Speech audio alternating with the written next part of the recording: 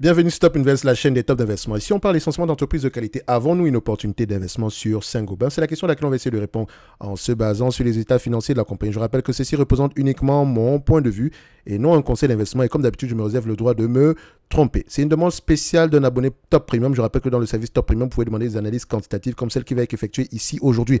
En plus de cela, vous recevez chaque mois ici 2 notes d'analyse concernant des entreprises qui, moi, me semblent sous-évaluées. Les notes d'analyse sont basées sur ma lecture des rapports financiers. C'est-à-dire que moi, je lis les rapports financiers, je vous présente l'entreprise en question et vous, si elle vous intéresse, vous lisez également les rapports financiers. Donc, c'est à peu près ici, voilà, afin d'essayer de recoller les morceaux et on en discute si vous avez des questions. OK, donc on ne promet aucun rendement dessus. Donc, c'est-à-dire que si je présente une entreprise, je continue à faire également le suivi tant que moi, le scénario de départ, le scénario d'investissement de départ est toujours d'actualité. D'accord? En supplément de ça, vous pouvez avoir des notes d'analyse à la demande basées essentiellement ici sur les analyses sectorielles, comme par exemple, ici, on a parlé du secteur de la câble-distribution, le secteur du tabac. Donc, généralement, ici, on se base sur la lecture des rapports financiers des différentes entreprises afin de pouvoir recoller à peu près les morceaux. Parce que ce que vous ne savez pas, c'est que les entreprises, en fait, vous donnent ces informations-là. OK? So, en plus, jusqu'au 22 du mois de juin 2023, vous avez la possibilité d'avoir 80% de réduction sur les 14 formations à venir, les formations thématiques. Comment lire un rapport financier? Je ne parle pas des états financiers, je parle des rapports financiers. Quelles sont les questions à poser d'ordre général? Comment analyser une compagnie d'assurance?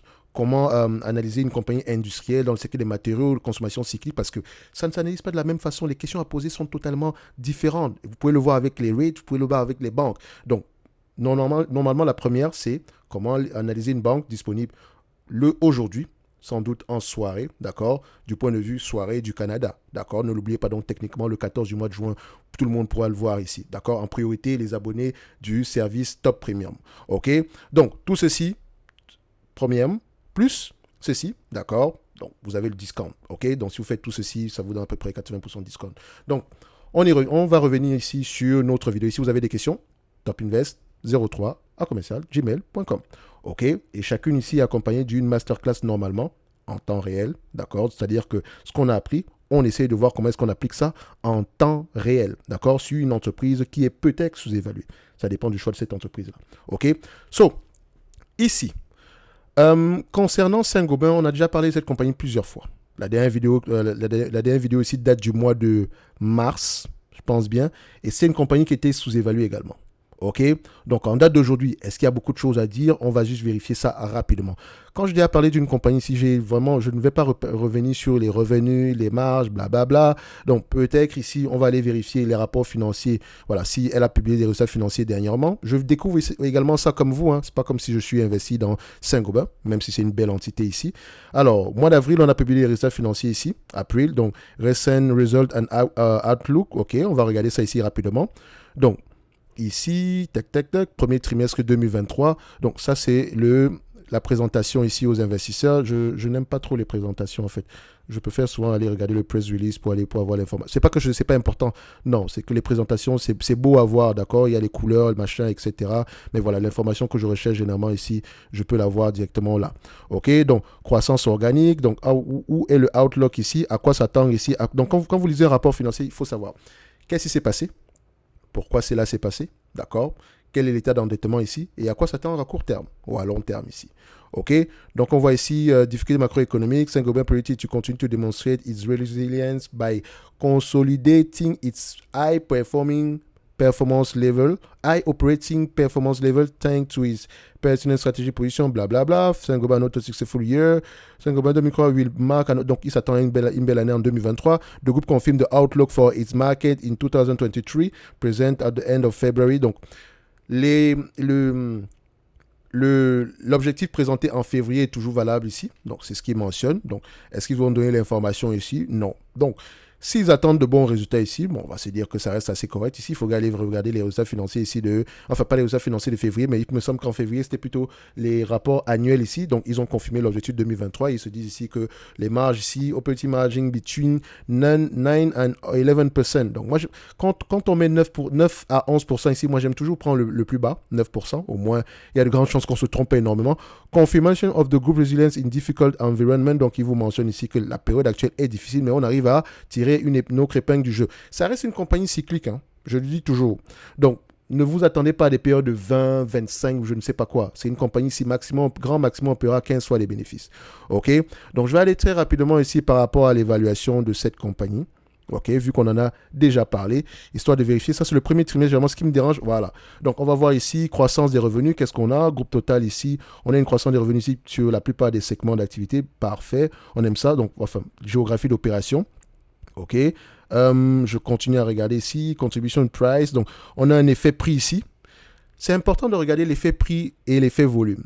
Vous voyez ici qu'on a augmenté les prix de 10%, les volumes ont diminué de 5%. Et les volumes ont diminué surtout en Amérique du Nord, en Europe du Sud, ce genre de choses, Afrique, Moyen-Orient, ok.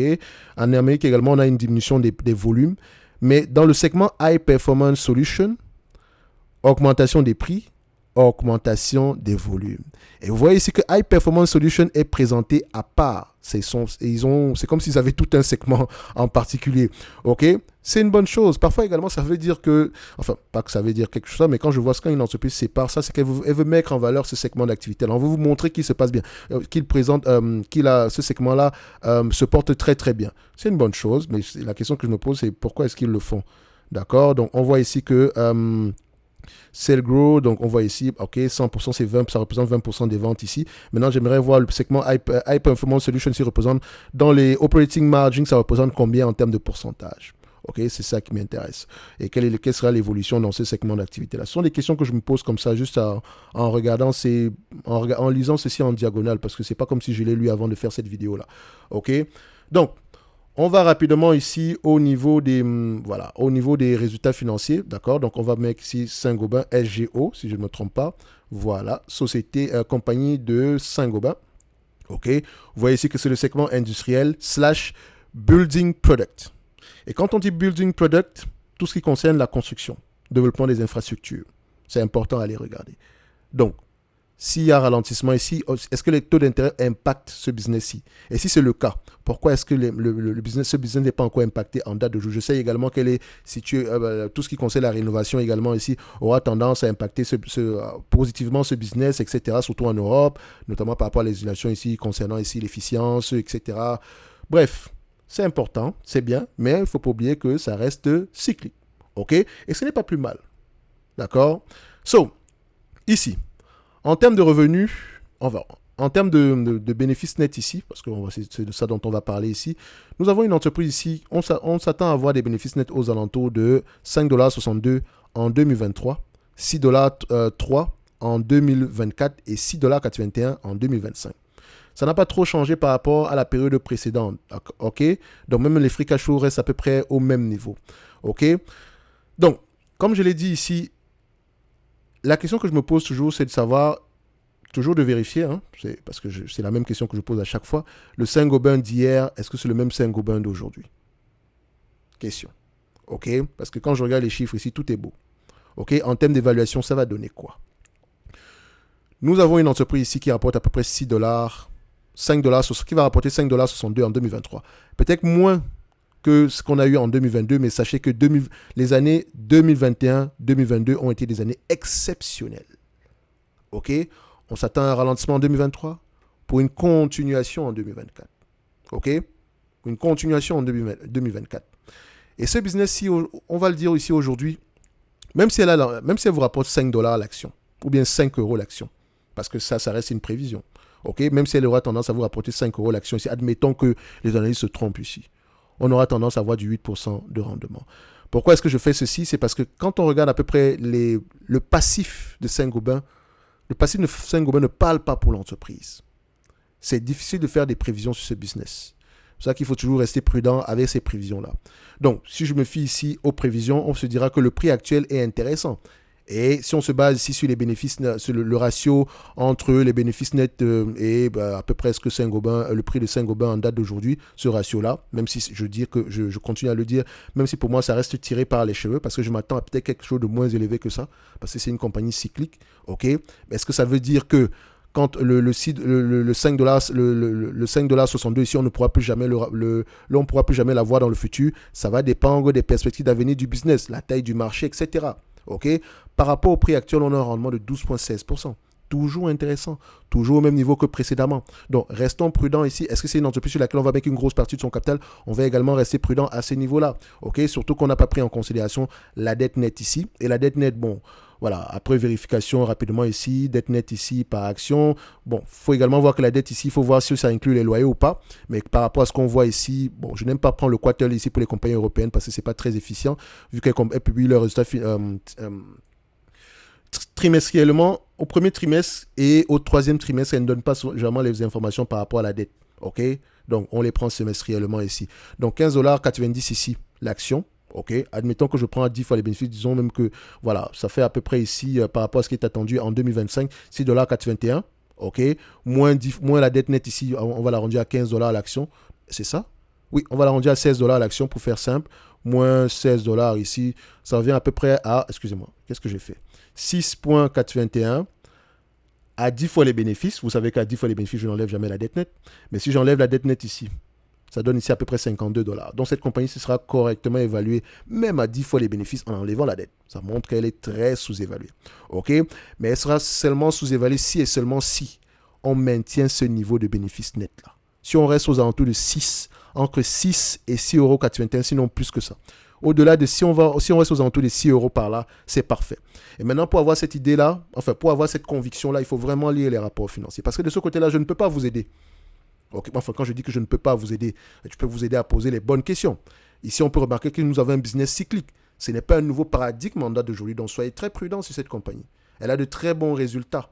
D'accord? Elle a de très bons résultats. Semble-t-il que ces résultats pourraient continuer dans le futur.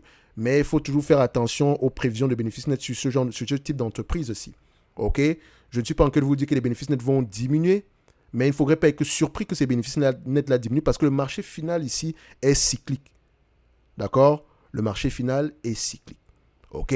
So, ça reste assez intéressant Saint-Gobain au prix actuel, mais pour une toute petite partie de son portefeuille, comme je le dis toujours ici, parce que voilà, au prix actuel, on aimerait bien se protéger.